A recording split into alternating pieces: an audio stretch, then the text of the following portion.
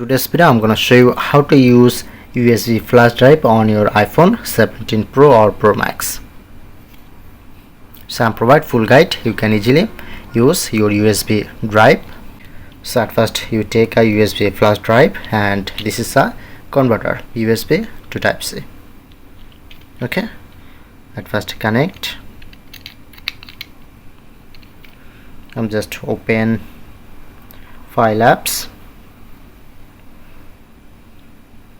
Okay, and I'm easily put in. Okay, so as you can see, now successfully connect this USB flash drive. If you want to transfer any photo, video, USB to iPhone or iPhone to USB, and the same process. So like transfer any photo or video or file from iPhone to USB. Okay, and just select this folder, long press to copy, go back, open. Just if you want to make new folder,